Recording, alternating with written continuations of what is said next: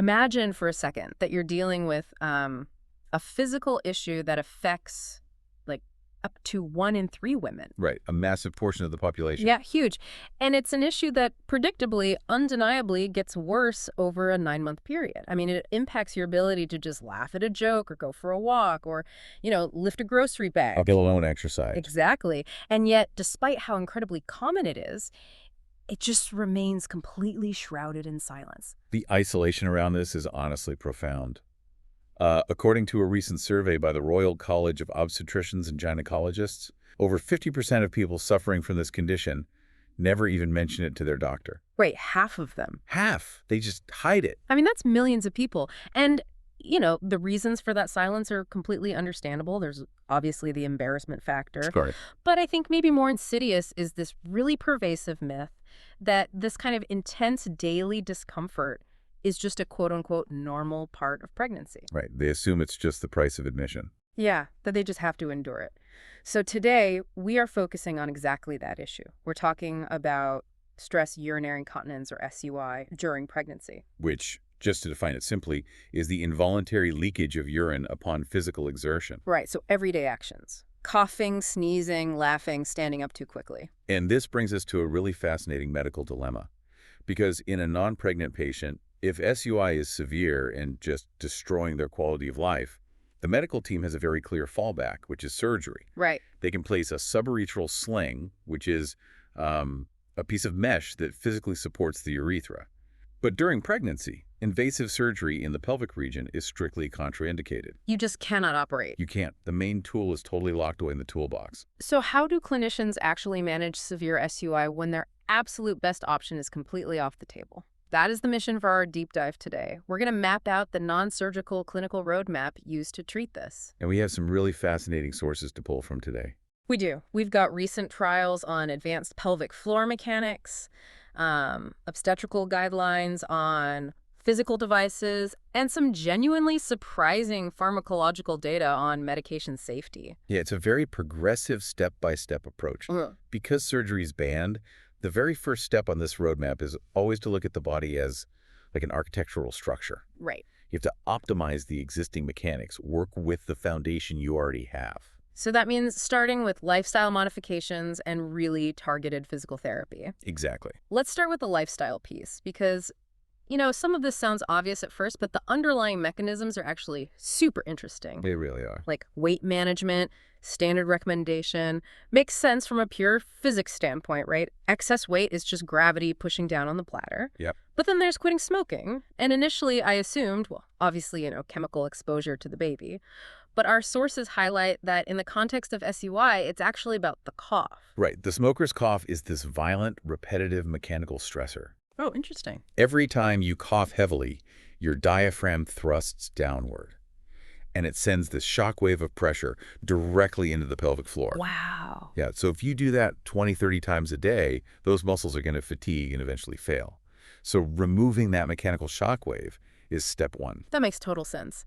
And then there are the dietary adjustments, right? Providers advise avoiding bladder irritants. So high caffeine, highly acidic foods, spicy dishes. Yeah, anything that aggravates the bladder lining. Which actually leads us to a deeply counterintuitive fact about hydration. Because if you're dealing with urinary leakage, your first logical instinct is probably to just stop drinking water.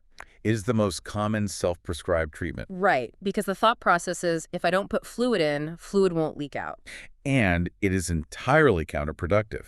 Restricting water intake actually makes SUI significantly worse. I really want to break down why that is because the chemistry here is just, it's so important. Go for it. Okay, so urine is mostly water, obviously, but it also contains waste products like urea and uric acid. Right. If you stop drinking water, those waste products become highly concentrated. And highly concentrated urine acts as a severe chemical irritant to the lining of the bladder. It does. I was thinking about it like this. It's like trying to wash out a scraped knee with undiluted dish soap. Oh, that's a good way to look at it. Right. Without the water to dilute it, those harsh chemicals just burn and inflame the sensitive tissue. And that is exactly what happens inside the bladder. The concentrated acidic urine inflames the mucosal lining, and the bladder reacts to that irritation by spasming. Oh, wow. Yeah, and when a pregnant bladder spasms, it forces urine out past the weakened sphincter. So you end up leaking more, not less. Which is crazy. Yeah, that's why the American College of Obstetricians and Gynecologists strongly recommends that pregnant women maintain an intake of 8 to 12 cups of water daily. Okay, I have to pause and just acknowledge the sheer logistical comedy of telling a woman in her third trimester, whose bladder is currently being used as a trampoline by a growing fetus, that she needs to drink 12 cups of water a day. It is definitely a tough sell. But the chemistry demands it, right? You have to keep the urine dilute to keep the bladder calm. Exactly. The hydration keeps the system baseline calm. And once that's established, the focus shifts to the physical mechanics. Right, the muscles. Right. Most people are familiar with Kegel exercises, the basic contraction of pelvic floor muscles. Of course. But our sources detail this major evolution in how this is approached clinically now. They're moving away from simple Kegels towards something called the P-flow method. I was fascinated by this trial in the sources. So this was a recent multi-center randomized controlled study out of China involving 764 first-time mothers. A very robust study. Yeah, really solid data. And they tested this P-flow method, which stands for pelvic floor workout. But it goes way beyond just telling a patient to squeeze. It integrates standard muscle training with quote-unquote global postural exercise. And that distinction is vital because the pelvic floor does not exist in a vacuum. Right. It's a hammock of muscle anchored to your pelvis, which is inextricably linked to your spine, your hips, and your core. And pregnancy messes all of that up. Entirely. Think about how a woman's body changes. Yeah. As the baby grows, the center of gravity pulls dramatically forward. Yeah. To compensate, the lower spine curves inward, the pelvis tilts forward, and the shoulders roll back. So if the pelvis tilts forward, that pelvic floor hammock is suddenly being stretched at a completely different, unnatural angle. Precisely.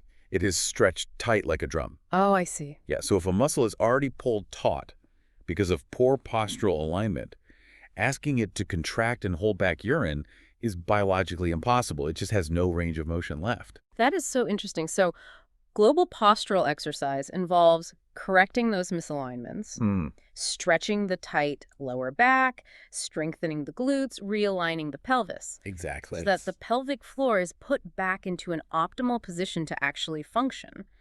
P-flow trains the muscle while simultaneously fixing the scaffolding around it. And the results of the trial back this up beautifully. Yeah, the numbers were great. At 6 weeks postpartum, the women who underwent the P-flow method saw a 5.2% lower incidence of SUI compared to the control group doing standard care. Which is significant. And on top of that, there was a 10% increase in women who could achieve a genuinely strong muscle contraction. Right, they measured that on the modified Oxford scale, right? Yes, where a score of 4 or 5 means a robust, powerful lift. The P-flow group was hitting those high scores much more consistently. So it proves that treating the body as an interconnected system actually works. It does. But, and this is a big but, there is a significant hurdle when we talk about pelvic floor exercises in the real world. The self-management problem. Yeah. The data on this is actually quite shocking. Only about 25% of women perform Kegels correctly on their own when they're just given verbal instructions or like a pamphlet. It's really low. So low. Yeah.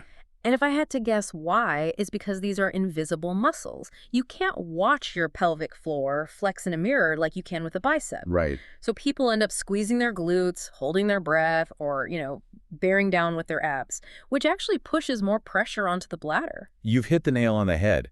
Bearing down is the exact opposite of what you want to do. Right. This is why the guidelines heavily emphasize the necessity of a specialist pelvic floor physical therapist. They're crucial. They really are. A specialist can perform a physical assessment, use biofeedback tools to ensure the correct muscles are firing, and really tailor those postural corrections to that specific patient's shifting center of gravity. Right. It requires hands-on guided intervention. You cannot just crowdsource this from a YouTube video. No, you definitely can't. But, biology has its limits. Yeah. Even with perfect posture and perfectly trained muscles, pregnancy is relentlessly progressive. It doesn't stop. Right. Yeah. As a patient enters the third trimester, the sheer physical weight of the growing baby, the placenta, the amniotic fluid, it all increases exponentially. Eventually, that gravitational force is going to overpower even the strongest pelvic floor. And that seems to be the turning point in the clinical roadmap. It is. Muscles can only generate so much upward force against a constant increasing downward pressure. So when physical therapy and hydration are just no longer enough to keep the patient dry, the medical approach has to pivot. If the muscles can't do the job, we introduce mechanical support. Exactly. And since we can't use surgical mesh, this brings us to a device that seems to be a total game changer for severe cases: the incontinence pessary. It's a fantastic tool. Let's describe what this actually is, because it's a very simple piece of engineering. It is a flexible medical-grade silicone ring. Specifically for SUI, they often use a model called a ring with an incontinence knob, Right. and it is inserted directly into the vaginal canal. To understand how it works, we really have to look at the anatomy of a leak. Okay. When you sneeze, the pressure in your abdomen spikes. Normally, your pelvic floor reflexively pinches the urethra shut. Think of it like pinching a plastic straw so water can't get through. Okay, got it. But if those muscles are fatigued, the straw just stays open under the pressure. The pessary sits in the vagina, directly behind the urethra. Oh, I see. So it's essentially acting as a backstop. Exactly. When the sneeze happens and the pressure pushes down, the urethra is compressed against that specific silicone knob on the pessary, pinching the straw shut mechanically. Yes, exactly that. It's like, I like to think of it like wearing a specialized knee brace during a long run. Oh, that's a perfect analogy. Right, because if your internal ligaments are strained and failing, the external brace provides temporary, localized structural support right where the joint is weak, Right. allowing you to keep moving without doing further damage. The pessary is doing the exact same thing for the urethra. It maps perfectly. It takes the burden off the failing muscle. And the psychological impact of this, honestly, cannot be overstated. I can imagine. We are talking about patients who may be changing heavy absorbent pads multiple times a day. People who are literally afraid to leave their homes. The pessary offers an immediate physical cessation of the leaking. Wow. Now, I do want to address the immediate concern that comes to mind with this, because if I'm a patient in my third trimester, say, 28 weeks pregnant, the idea of inserting a structural silicone device into the birth canal feels inherently risky. Naturally. You're so close to delivery. Isn't there a danger to the cervix or the baby? It is always the very first question patients ask, and it is a completely valid fear. No. But the clinical history of pessaries and obstetrics is incredibly robust. Aren't new. Not at all. They are not experimental. Different types of pessaries have actually been used safely for decades to manage much more severe pregnancy complications. Like what? Well, like cervical insufficiency, for example, where the cervix begins to open too early and the pessary is used to physically help hold the pregnancy inside. Oh, wow. Yeah. They're also used for pelvic organ prolapse. The safety profile is very well established. And our sources highlight an ongoing, highly controlled pilot trial right now, NTT 045900092. I believe that is specifically evaluating this incontinence pessary in women between 26 and 28 weeks of gestation. Yes. And what makes this intervention so appealing to me is the autonomy it gives the patient. It's huge. This isn't a permanent implant. It is entirely non-systemic, meaning no drugs are entering the bloodstream and reaching the baby. And perhaps most importantly, the patient controls it. The autonomy is a massive factor. Once a provider fits the patient for the correct size, because everyone's anatomy is slightly different, of course, Right. the patient learns to manage it themselves. They can insert it in the morning, remove it at night, wash it in the sink, and reinsert it. It's very much like using a menstrual cup or a diaphragm. So they aren't tethered to a hospital or a daily clinic visit. It's exactly. They get their life back. Okay, so we've mapped out two major phases here. We optimize the physical structure through hydration and P-flow postural training. Right. And then, when gravity overwhelmed the muscles, we added a mechanical backstop with the silicone pessary. But even with a physical blockade, the internal pressure is still essentially trying to force the door open. It is. So what if you are the rare patient where the muscles are trained, the pessary is in, but the leaking is still severe? If you can't hold the door shut mechanically, can you change the chemical signals telling it to open in the first place? And that is the ultimate escalation. Yeah. When mechanics and physics reach their limit, the final non-surgical tool is a pharmacological pivot.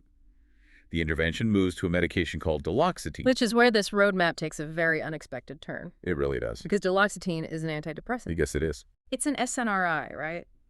A dual serotonin-noradrenaline reuptake inhibitor. It is widely known for treating major depressive disorder, generalized anxiety, and even certain types of nerve pain. But prescribing a psychiatric medication for a leaky bladder? I know, it sounds entirely disconnected at first glance. Like, why would a drug designed to balance mood in the brain have any impact on mechanical leak in the pelvis? It sounds like taking a heart pill for a stubbed toe. Ha! Exactly.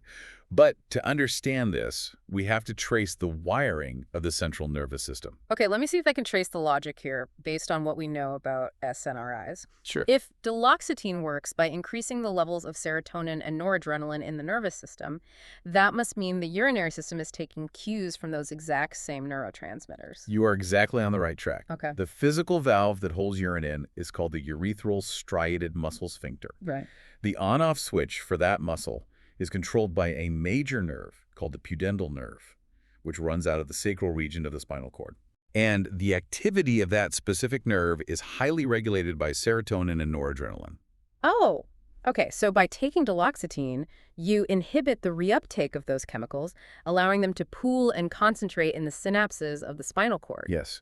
That higher concentration of serotonin and noradrenaline essentially turns up the volume on the pudendal nerve. Wow. The nerve fires more strongly, and as a direct result, the baseline muscle tone and the contractile force of the urethral sphincter dramatically increase. That is amazing. You're using a neurochemical signal to force the mechanical valve to clench tighter. Precisely. It's essentially hijacking the nervous system to reinforce a weak muscle from the inside out. It's brilliant. It really is. But obviously, we have to confront the safety aspect here. Of course. We are talking about prescribing a systemic psychiatric medication to a pregnant woman.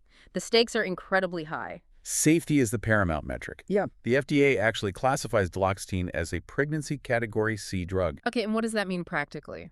In regulatory terms, this means that while animal reproduction studies might have shown some adverse effects, there are no perfectly controlled human studies, which is standard as we generally do not run randomized placebo trials on pregnant women. Right. Obviously not. Therefore, the drug is used when the potential benefits to the mother outweigh the potential risks. But the real-world observational data is highly reassuring. Yeah, our sources pointed to a very specific prospective observational study led by a researcher named Einerson. Yes. They tracked 208 women who took duloxetine during their pregnancies. And the critical outcome they were looking for was the rate of major malformations. So things like heart defects, clubfoot, or kidney abnormalities. And the findings provide a lot of clarity for nervous patients. Yeah. In the group taking duloxetine, the rate of major malformations was just 1.8%. Okay, and to put that 1.8% in context, it is so vital to look at the baseline risk. Exactly. In the general population, for people taking absolutely no medication at all, the baseline risk for a major birth defect is between 2 and 3%. So the rate observed in the duloxetine group, the 1.8%, did not exceed the normal everyday risk of the general population. It's a critical piece of context that often gets completely lost in medication anxiety. Yeah.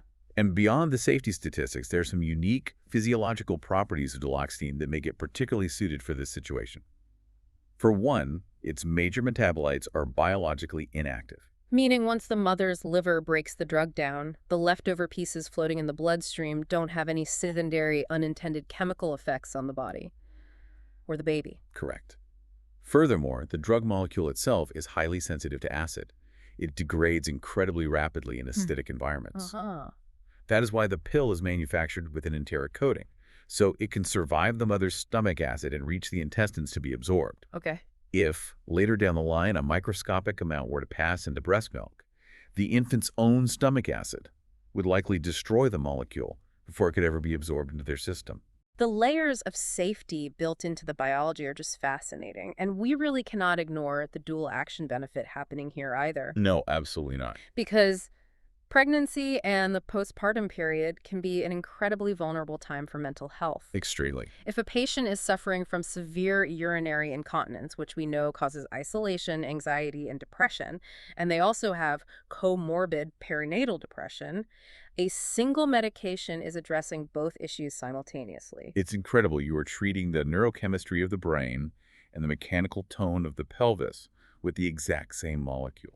It highlights just how deeply interconnected our biological systems really are. It does, and it showcases the kind of innovative lateral thinking that medical professionals have to employ when their primary surgical tools are restricted. So let's pull all of this together for the listener. If you are navigating severe stress urinary incontinence during pregnancy, your healthcare provider is not just going to shrug and tell you to buy better absorbent pads. There is a rigorous structured path. Right. They start by correcting the foundation, getting you to drink enough water to stop chemical irritation, and using the P-flow method to correct the postural shifts that are putting undue tension on your pelvic floor. And when the baby gets too heavy for the muscles to handle alone, they escalate to mechanical support, fitting you with a self-managed silicone pessary to act as a physical backstop for your urethra. And then, if the sheer force of the pregnancy overcomes both the muscles and the mechanics, they execute that fascinating pharmacological pivot, using duloxetine to alter the neurotransmitters in your spinal cord, basically tightening the physical valve via chemical signals. It's a comprehensive roadmap. But none of these interventions can happen if the initial silence isn't broken. And that brings us right back to the beginning. 69% of women have never spoken to a healthcare provider about their pelvic floor health. It's tragic. It is. So if you take anything away from this deep dive, let it be this. Just because pregnancy incontinence is wildly common does not mean it is mandatory. You do not have to live in isolation. The tools exist. From postural alignment to silicone devices to neurochemistry, but you have to initiate the conversation to unlock them. Before we wrap up, I really want to leave you with one final thought to mull over regarding that last intervention. Yeah, please. We just explored how duloxetine, a drug synthesized and marketed specifically to balance mood and treat psychiatric disorders, has a profound, targeted physical effect on a mechanical valve in the urinary tract. Right, which makes you look at the entire pharmacy differently. It really does. It raises a massive question about how we categorize medicine. If a quote-unquote brain drug can physically seal a mechanical leak in the pelvis, how many other miraculous treatments for purely physical ailments are currently hiding in the side effects of our psychiatric medications? Oh, wow. The dividing line between neurology, psychology, and physical mechanics might be far blurrier than we ever imagined. It completely reframes how we view the human body. The pelvic floor isn't just an isolated set of muscles, It's a crossroad of posture, physics, and neurochemistry. The solutions are out there. You just have to know to ask for them.